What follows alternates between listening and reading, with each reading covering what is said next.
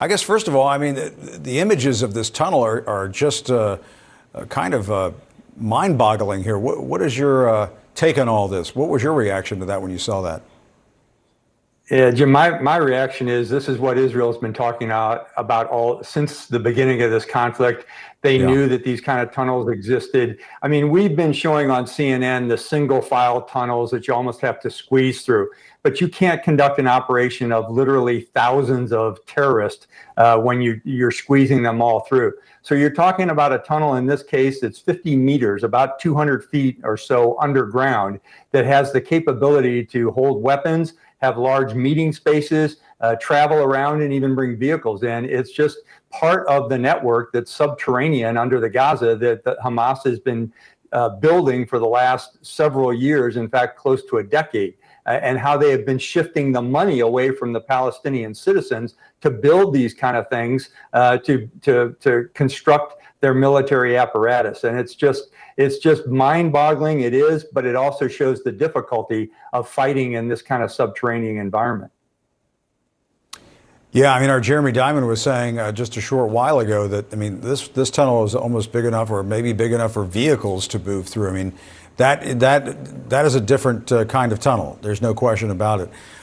In general, today the IDF announced it's taken control of parts of Khan Yunis in southern Gaza. The Hamas-run health ministry also reported an Israeli airstrike in northern Gaza.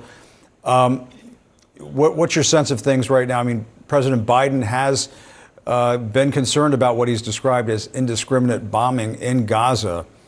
But what's your sense of where things stand right now tonight? I'm not in concurrence, Jim, with the indiscriminate bombing. It may be somewhat excessive, and we could talk about that. But, from the very beginning of this conflict, starting 8 weeks ago, you and I were talking about how they would start in northern Gaza, in Gaza City, and then go to potentially Khan Yunis, then to Dar al-Balah, and then even down south into Rafah.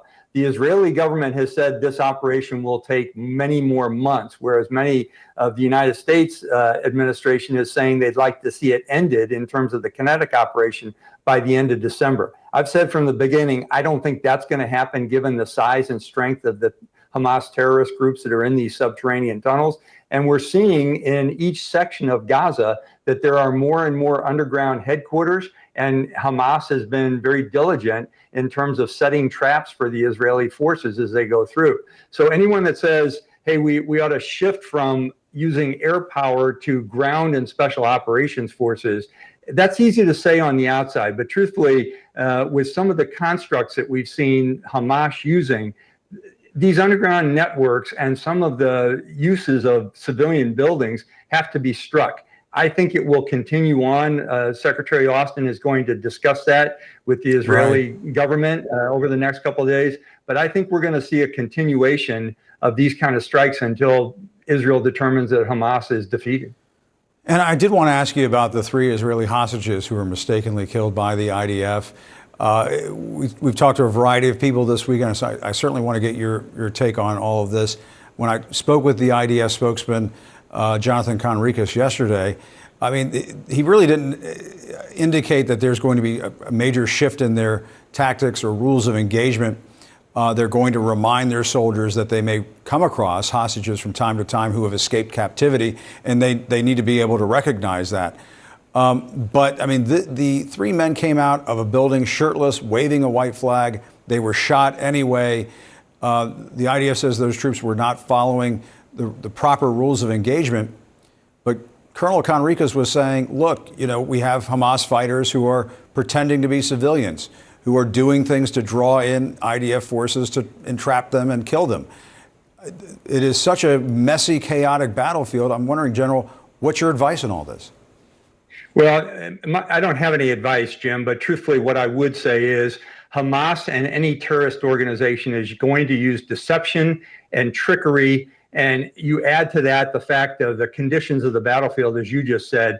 And I would bet that the hostages, as they came out of the building, probably did not look like the clean-cut young men we see in their photos that have been appearing on air. They've been in captivity for 2 months. The soldiers, the Israeli soldiers who were always anxious in any kind of firefight with adrenaline surging, and especially depending on what their level of training and experience is. Truthfully, Jim, I had a fratricide incident in a command I was in Iraq, and it devastates the individuals who shoot their fellow citizens. And in this case, I'm sure it's not only devastated whoever engaged those 3 hostages, but I would believe that this is rippled through the Israeli Defense Forces. And they are attempting to conduct their operations according to rules of engagement. But truthfully, as you just said, the conditions on this battlefield are extremely complex and complicated.